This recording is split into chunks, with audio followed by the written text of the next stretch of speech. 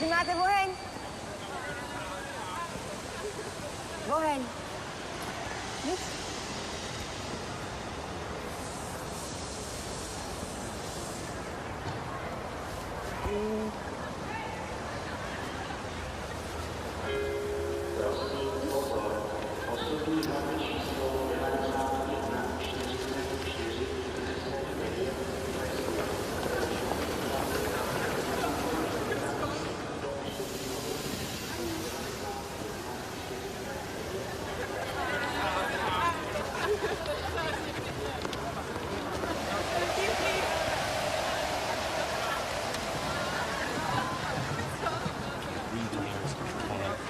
Now I got these college kids like a discotheque. Listen.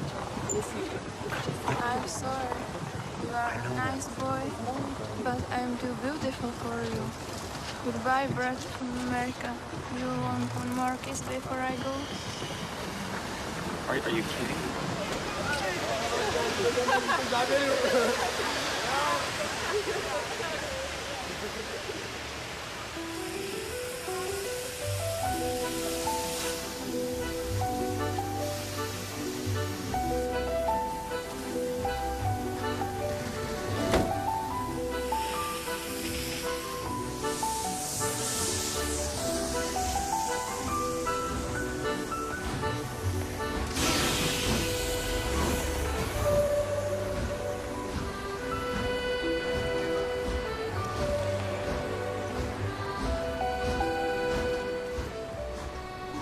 I'm here tonight to tell you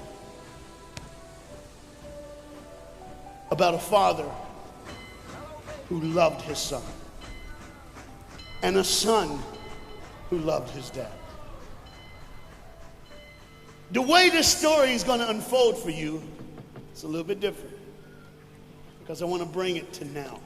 You see, a dad would go home and he would go by the school, and every now and then he would pick up his son and say, "Son, why don't you go to work with me?" The boy loved that. And when his dad would just come and pick him up, he was the happiest boy ever. He knew that he would get to spend the afternoon with his father at work, and he would get his coat, and they would walk, and he would bring hot chocolate for his son, for it's really cold, and they would go through. But this boy was different. This boy would see things. This boy wasn't normal. And when they were walking one afternoon going to where dad worked, this boy would notice things that other people wouldn't notice. He see things other people wouldn't see. He sees a man in a bathrobe in the middle of the street who's yelling at a second-story window. He sees a woman who's very angry at him and doesn't really want to hear what he says. This boy, as the rest of the world hustles by, he slows down. He sees the hurt and the pain. He sees the anguish and the sorrow. He sees the window close and a desperate man trying to get it. What he did doesn't matter.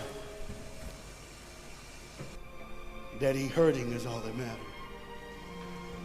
And this boy would see these things. His father rushes and gets him by the hand and says, "Let's go. We'll be late." He would stop and look one more time. Can I stop his pain? Can I stop her hurt?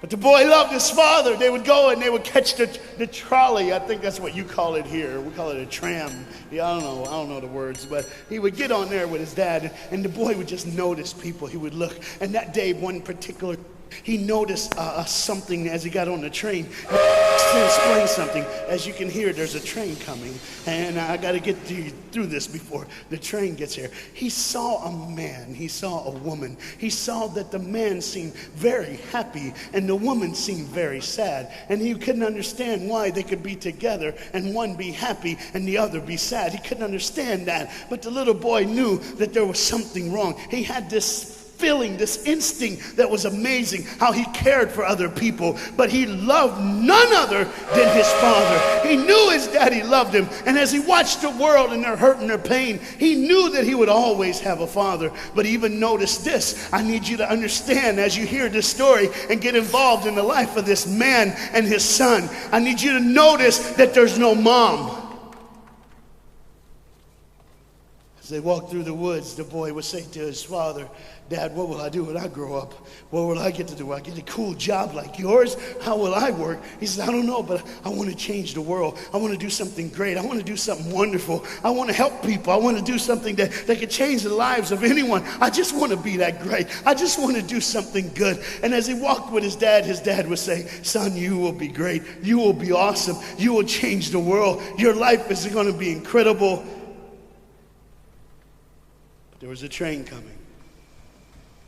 There's always a train coming. The train is called life. We're all on the train of life, just riding. Whether we realize the truth or not, whether we realize what's happening or not, we're all on that same train tonight. Only God has saw it fit for us to be in the same room, in the same car, for such a time as this. When they get to the edge of the train track, he could see where his father worked. You see the bridge? That's what his dad did. You see, the bridge was very, very important. Boats needed to come to the harbor to get off their goods so they could make money. But trains were coming with people going from one town to the next. Not many cars in Europe, so they couldn't use a lot of that. So many people, not enough roads, so everybody used that train to get from the town to town to get to work and to get home. And one day the train was coming by. What you have to understand is that boy loved going to work with his dad. He would stay right by the river's edge, and he would do what he loved to do the most. Let me explain that. He loved to fish. Anybody like to fish here? Oh, all the guys go, The dad looks at his boy and he says, son, now remember the rules. You got to stay right here because I can see you from the window right here. Don't get out of the sight of this window because you got to stay there so I know you're safe. Catch you something good to eat. But as you can hear, the train's coming. The father's job was cool. If I wasn't a preacher, I wouldn't mind doing that. Get to work. Get grease on you. Even if you didn't have to, you just squirt it on you like you feel like you did something. That's what I would do.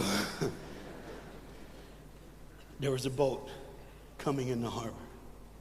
Timing is very essential.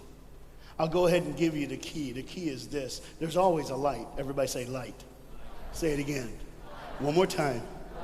There's a light that the train conductor needs to see. If that light is green, he can go. If it's red, he must stop. You see, God has given us road signs in our life that we must read. Lines that tell us to go and lines that tell us to stop. Whether we read those and believe them or not is up to us. That's why some of you have fallen and you cannot get up. But tonight, that's why I'm here. The boat needed to come through, so he called, and the man said, okay, I got time. It's a long time before the train should come. So he pulls the lever, as you just saw, and the big, huge steel bridge, the gears started turning. They started cranking the steam. All of a sudden, gears are moving, and that big, huge bridge is just starting to go up. As it rises higher and higher, he has to watch and make sure everything's set, everything's good, everything's fine. As he looks out the window, he could see everything, but the dad, being a good dad, keeps one eye on his work, but the other eye on his baby. One eye on the world, but the other eye on his children. You think God doesn't know where you are? He keeps one eye on his world and one eye on his child. No matter what you've done or where you've been, it's one eye on the world, but the other eye's on you. He's watched you and he's kept you. Even though your train is coming down the track, he understands that. And even though sometimes, I don't want to get ahead of myself. See the red light? He didn't see it.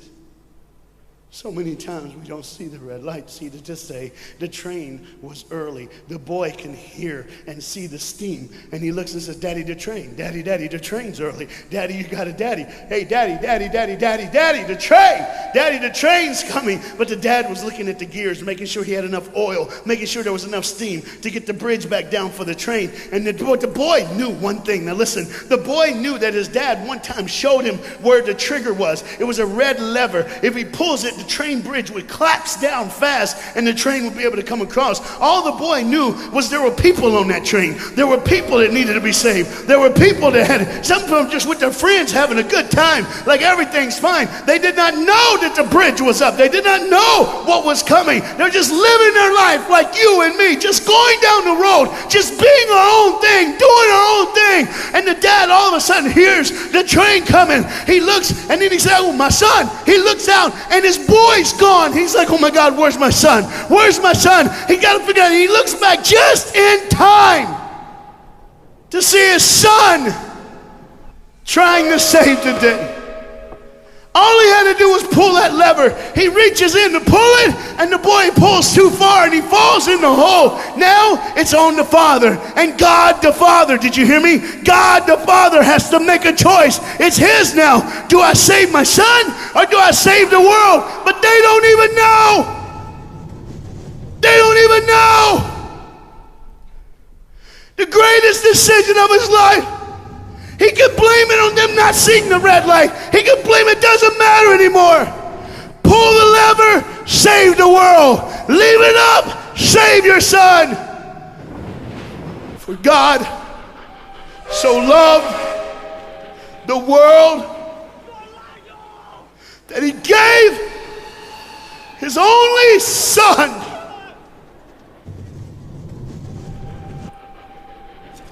Whosoever believes in him will not perish.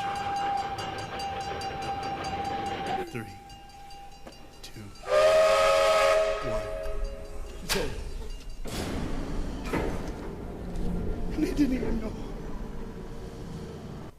They never would know. They didn't even know. The train goes by.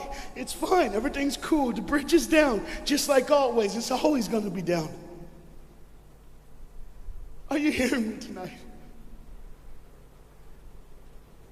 He gave his only son. For God so loved the world that he gave. And you know what's amazing? I wonder what God did right when his son died on that cross. When he breathed his last breath. When he took that breath and he breathed and it was over. Here's what the Father would have looked like. They didn't even know, just trying to think of their life. Just trying to figure out what they're going to do next. Just thinking about the person they're going to see, the people they're going to hang out with. Just trying to be, just loving, caring. Doesn't matter if you're blind. Doesn't matter if you're putting on a little more makeup, trying to look pretty for somebody, or just wearing another mask. It doesn't matter. God gave his son for you. What will I do when I grow up? Where will I go when I grow up? What can I change? And there was a girl in the bathroom on the train, liquefying her heroin to shoot up one more time. He died for her. He died for her. But in one moment, are you listening? In one moment, as the Bible says, everybody gets a chance. In one moment to see the look of the Father when he knows when you realize what he did for you, when you realize the sacrifice, when you realize he let his son die so that you can live, when you realize what he did, no matter what you're doing, no matter where you're at in this life, no matter what you're a part of, you gotta stop. You gotta stop. Even if it's for 1 second and think, my God, he did it for me. He did it for me. And I pray to God you drop what you're doing. Drop what you're doing. With all the pain and the hurt and the sorrow in the world, he did it for you. That's why you're so quiet. You see, the train's coming. The train's coming. Everybody has things. You have ways of I don't want to. I don't want to do that. I don't want to, but why do I keep doing it? Even Paul said, why do I do? My flesh tells me, and I do what I know is wrong, and I don't do what I know is right. You got to understand tonight, the fight is on, and we can win. We become more than conquerors through Jesus Christ. And I'm not preaching just for me. I'm preaching on behalf of you. But what you got to understand is there had to be a moment in those 3 days when Jesus died on a Friday and rose again on a Sunday. There had to be this moment. Go ahead, look at the screen. When it was just God and his baby and his son.